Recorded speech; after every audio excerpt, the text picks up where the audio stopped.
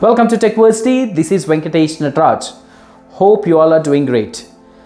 In this video, I'm going to talk about partitions and file systems. On an average, we generate huge data on a day-to-day basis. And the data could be videos, documents, files, photos. And we find different storage devices to keep this data safe. And that storage devices could be memory cards, pen drives, external hard drives, laptops, or mobiles. When we try to store this and when we try to retrieve, we will not find any difficulty.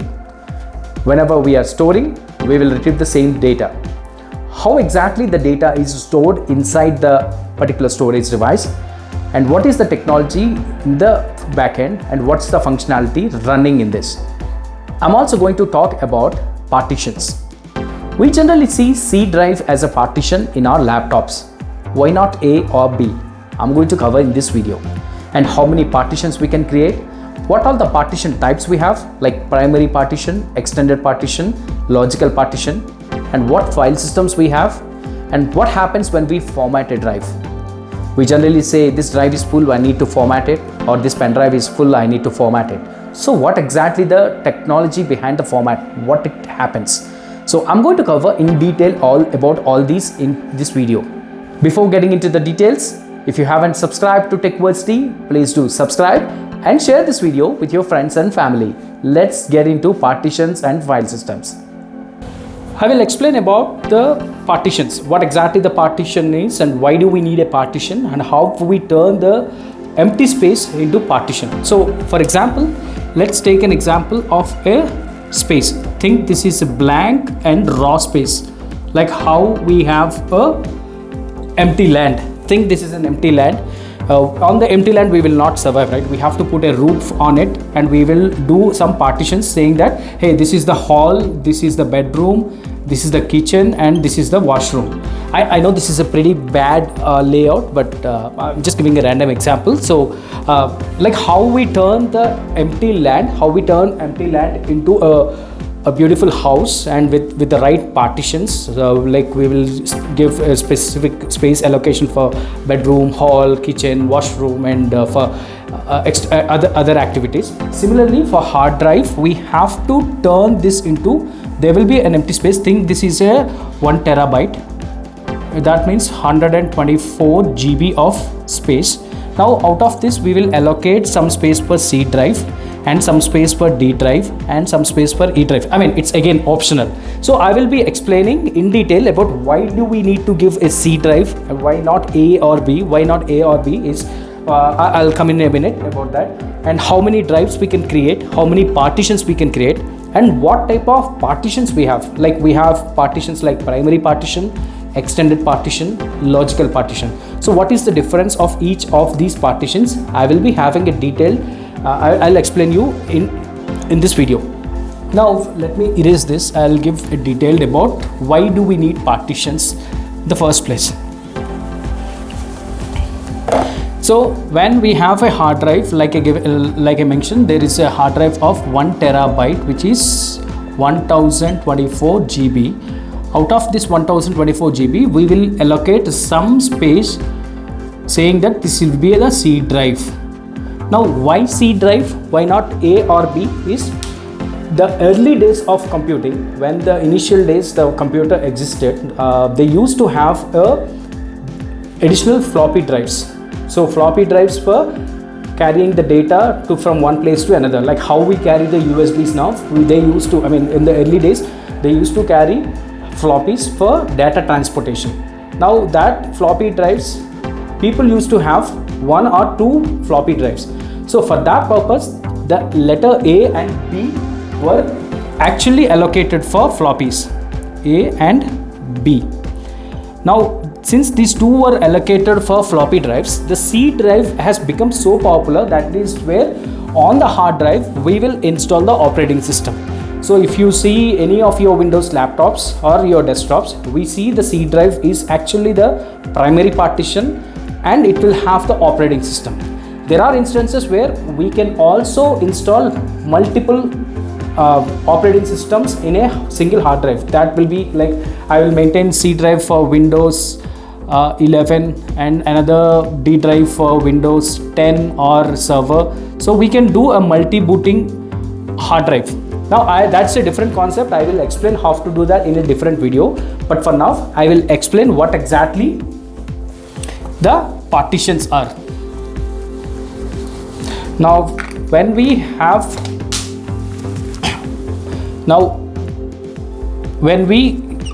the C partition, we are saying the computer, hey, this is the place where we have installed the operating system. Now the C partition will be a primary partition,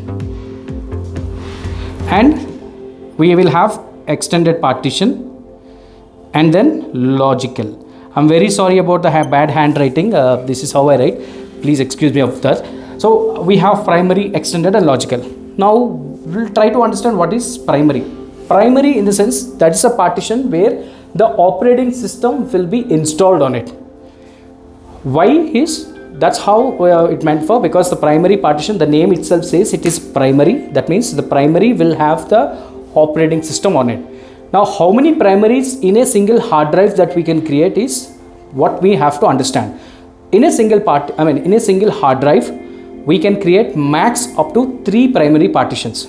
Anything beyond you are trying to create 4th partition, that entire space will turn into extended. Under extended we will create logical. I will show in detail how we create partitions and how this after 3rd partition how that entire space will turn into extended and how many logicals we can create. I will show in practical on my system, but for now you remember that we can create any number of, on a hard drive we can create max 128 partitions. In a single hard drive we can create 128 partitions, and more than 128 it's not possible. That is the maximum limit that we have is 128 partitions. Now the catch here is, for every partition that we create there should be a drive letter. Like how we are saying A and B were reserved for floppy drives, so we will have C drive, D drive, E drive. So how many drives we can have is, we can have only 24 drives. So understand here, it's very important to understand, we can create 128 partitions, but we can have only 24 drives. Now what is the difference here? Now every drive will have a drive letter, like I can select C, D, E up to Z, X, Y, Z, right? Till Z. That means C to Z we have 24 characters because A and B are already reserved. So after 24th partition, anything you are creating, the partition will be created, but you have to use that as a folder that space will be turned into a folder, and that folder you can keep it on any of the drives. It may be slightly confusing to understand this. I will show in practical how to turn the space into a drive, into a partition, and how to change the partition into a space. We are technically mounting that into a folder. So when you open that folder, you have huge space and you can store up to whatever the size of the partition you're giving. Like I mentioned, we can only do 128. So I will show how to create the partitions, and after 3rd partition creating the 3 primary partitions, how the entire space will turn into extended and what is logical. So I will come in that, I'll explain that in a minute.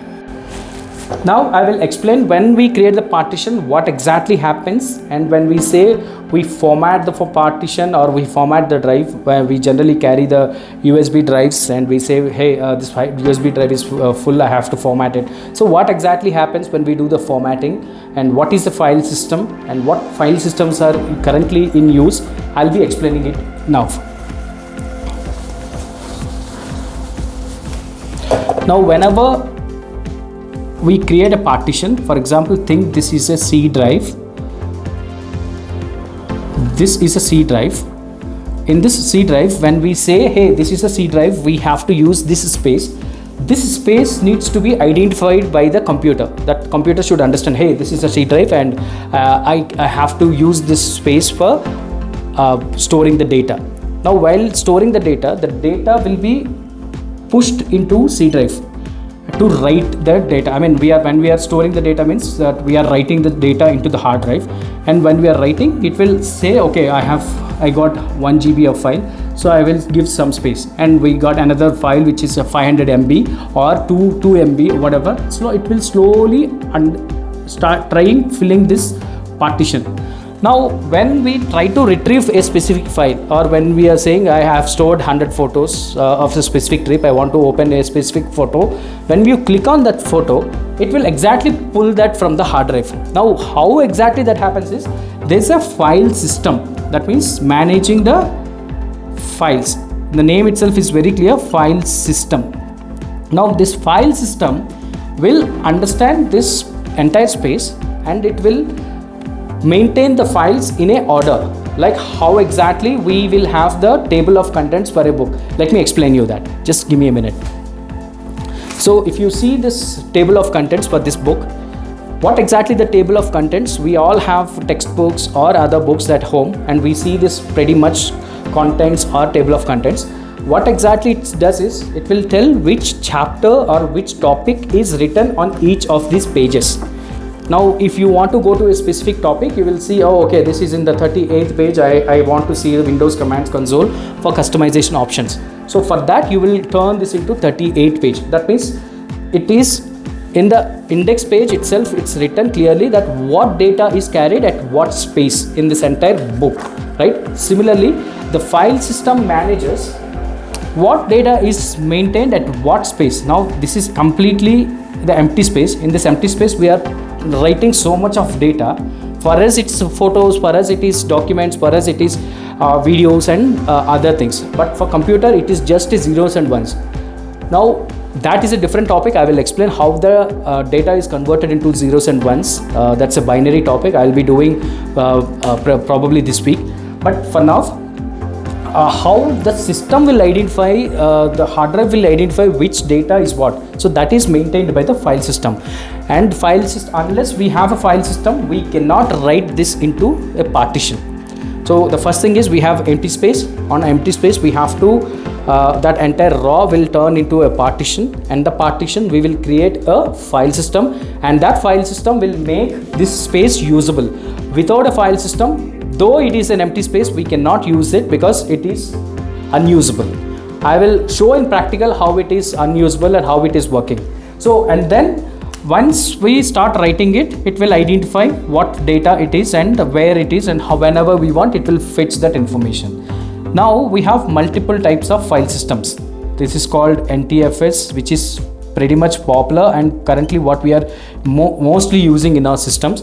And there is something called FAT.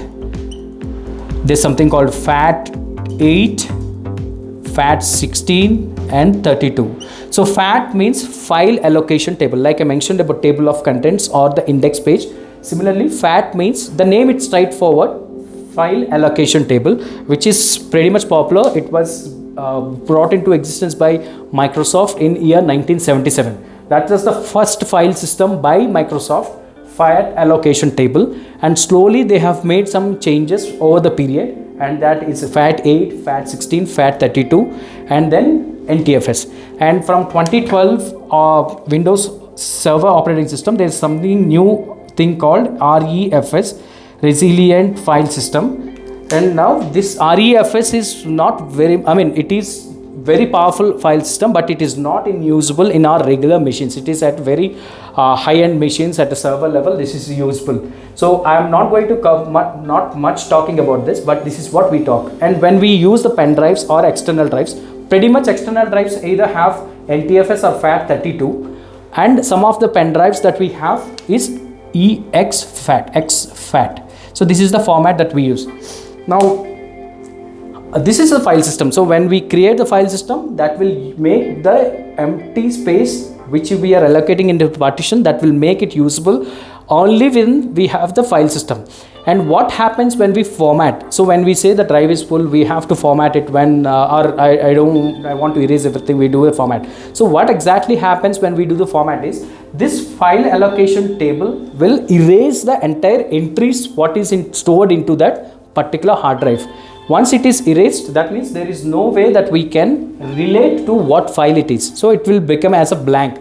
Now after that, again when we do the formatting, it will rewrite that entire space again as an empty space, and it will show it as an empty. Okay, this entire space is empty, now you can start writing it. And that's how we do the formatting. So the formatting in the sense, we are erasing the entries, that means we are erasing the table of contents or the index. After that, the entire space will be shown as a clear thing. So that's about the file system. Now I'll explain about partitions. Now I mentioned about we have primary, extended, logical, right? So I will explain now about the partitions.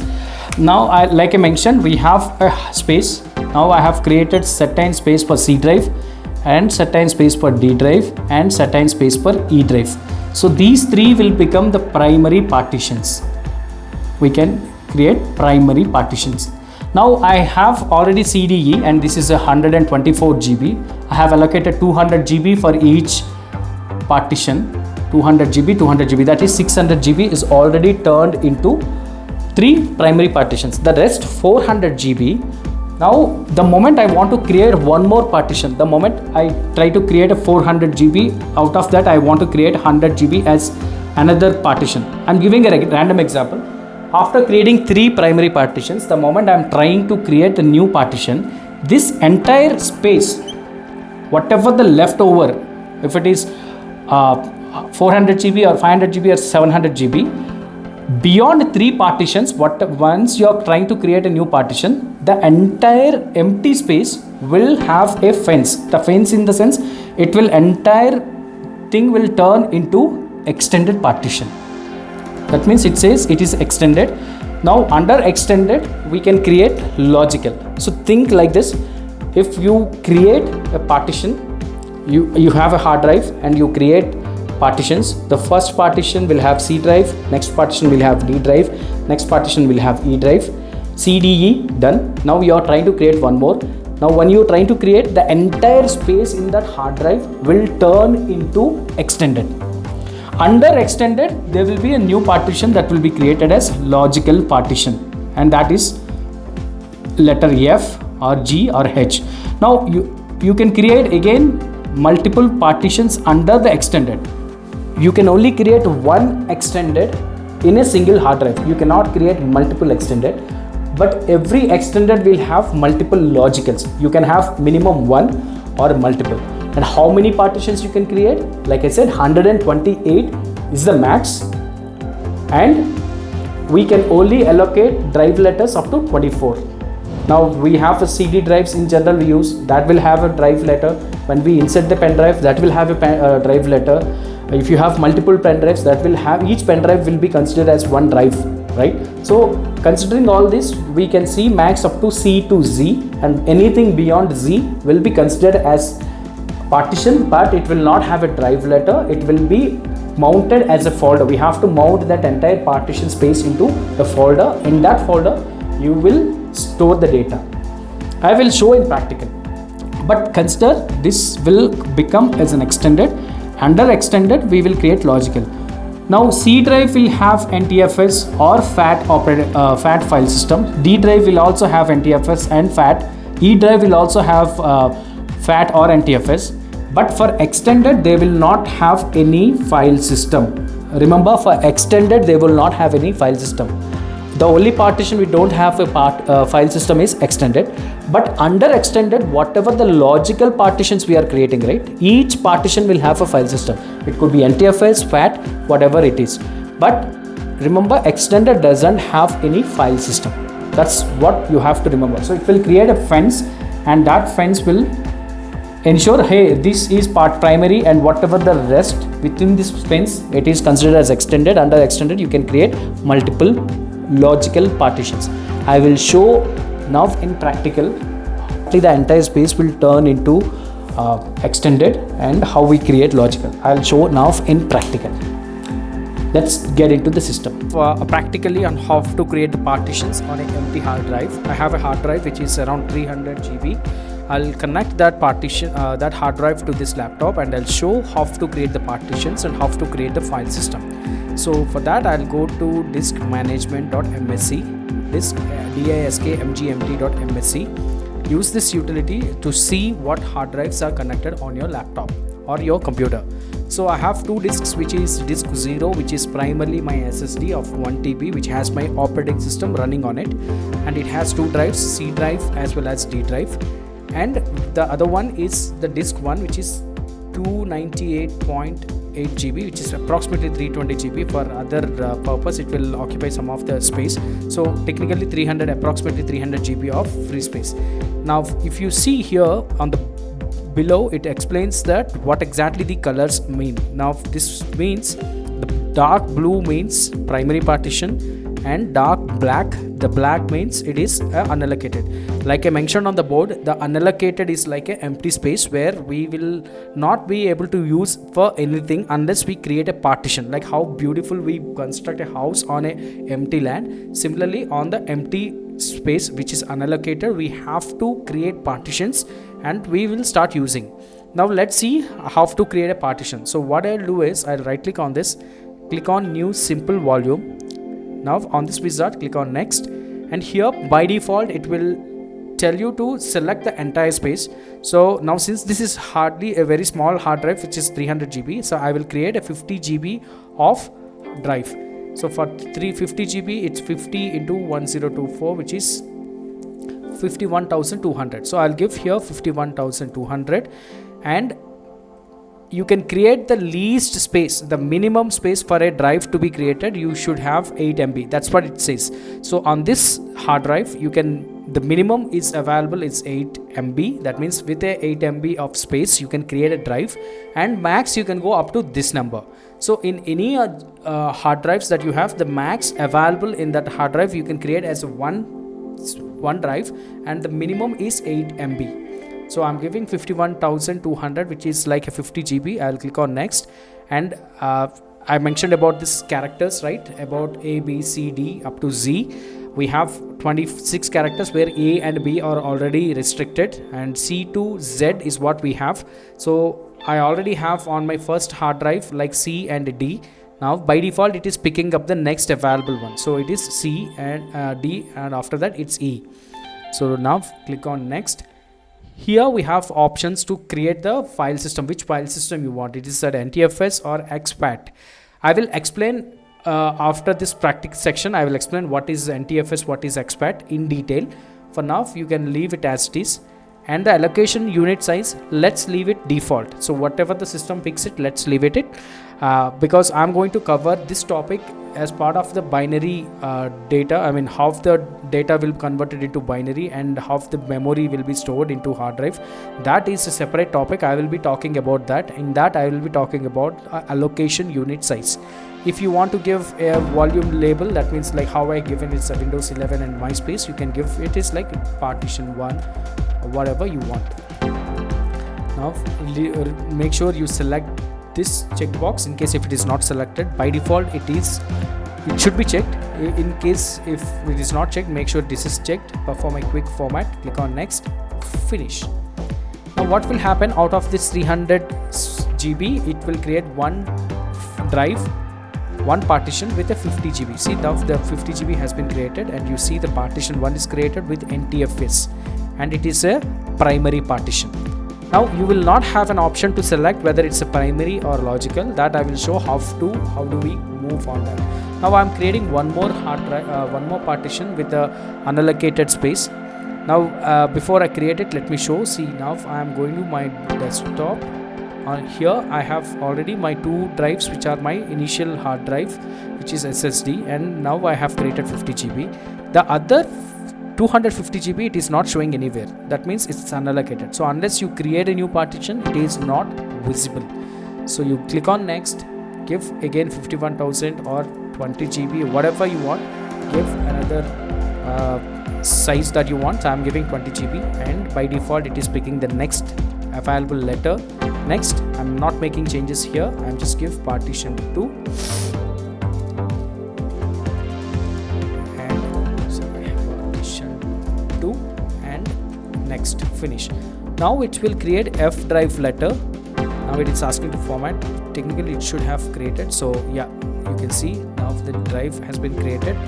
the partition 1 has 50 GB, partition 2 has 20, and another 230 GB is available. Now I will create one more partition, another 20 GB, and it is picking the next available letter G. Next I'll give partition, sorry about this, 3. Next, finish. Now it is formatting the drive. We have the drive formatted.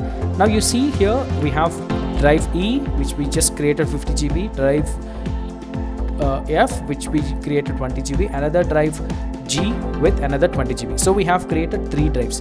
Now in a hard drive we can have max up to 3 primary partitions. Now whatever the next partition that you're creating, this entire unallocated space, like I mentioned on the whiteboard, this entire space will turn into extended.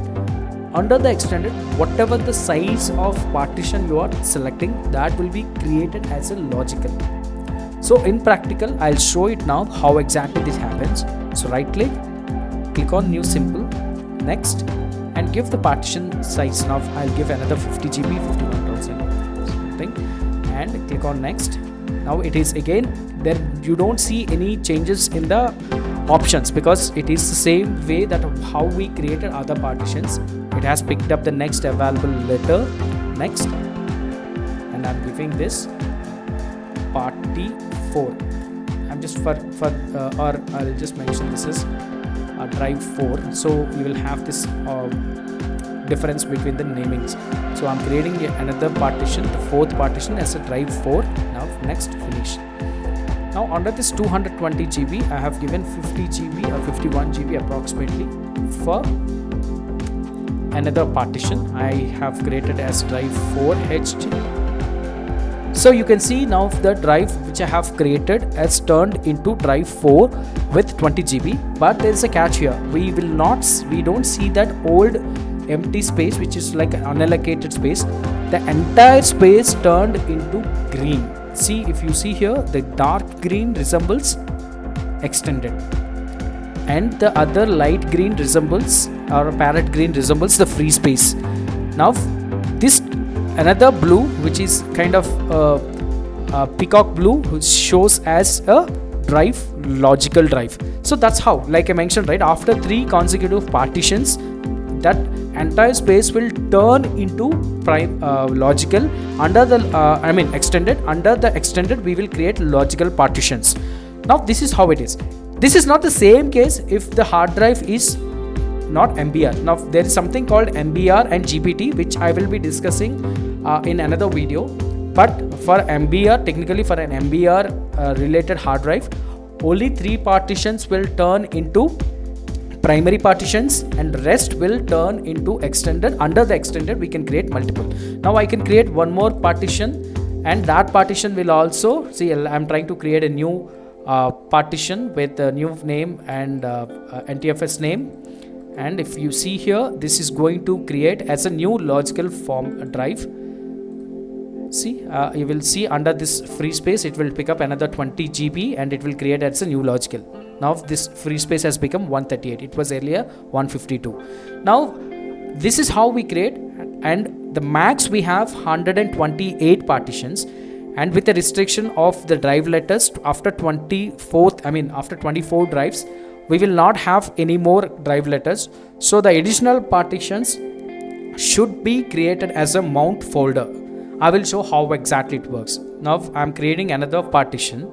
Now next, instead of selecting the drive letter, in this case I'm selecting this option, mount in the following NTFS folder. So I will select where is that folder should present. Now what is happening here is we are creating a drive in the name of a particular folder, but that folder where it should present, it will not occupy that space in that drive where it is presenting, but it will map that space as a folder into a new drive. So I will create under the E, I will create new folder and I'll give the name as extra drive. Now I'll click on OK. Next. Now the other options remains the same. Next, finish. Now what will happen, it will create a new drive here, 50 GB out of this 138 GB, and it will create a folder in partition 1. So let's see now I have given this. Oh, I think instead of giving the 50 GB, I have selected the entire space. So this entire space is turned into drive. So let's see how exactly it appears. Now if I am going to my PC, now you can see I have created multiple drives here. Now I have 3 partitions and 2 logical partitions. You will not find any difference here unless you get into the disk management and you see. Now under E, if I see, I have created an extra drive, and this has, you can see the size here, the size is 138 GB. Now if you check, it is just a folder. It is actually what it does, it's created a shortcut for the drive, and it is showing as the extra drive here. So whatever the data you are going to store this, it will in fact use the size that the space within this particular folder. So hope this information is clear. This is how we create the partitions. We create the extended partition, and under the extended we have the logical. So I believe the practical information of this is making sense. Now I will explain about how what is NTFS, what is FAT, what is exFAT, and I'll talk about the differences of each of these. Let's get into that details. So let's start with the file system. So like I mentioned, the file system is how it manages the entire storage. Without the file system, we cannot access that space. Though it is a free space, it is unusable unless there is a file system. It will organize where to store, how to store, and how to link it, whether it's a hard drive, a pen drive, or a CD drive, or even a memory card. Every storage device will have a file system, and that will enable you to access that space and whenever you want to retrieve the data. So let's move to what is a file allocation table. I was talking about FAT, which is technically invented in 1977 by Microsoft. That's the first of its kind of file system brought by Microsoft in Windows operating system. Initially they have the operating system name called MS-DOS, like Microsoft Disk Operating System. They used to have this file system on their machines. So it has multiple variants. Over the period from 1977 till 1996, it got evolved from FAT to FAT 12, FAT 16, and FAT 32, and there's something called FAT 8 as well. So what exactly it is the file allocation table. Like I mentioned, or I have shown you the contents of table or index for a book, right? It will store the information which file is allocated at which cluster. Hard drives will have clusters and inside the partitions, so it will identify where it has written that data, and whenever we want to retrieve it, it will fetch that information from that specific disk.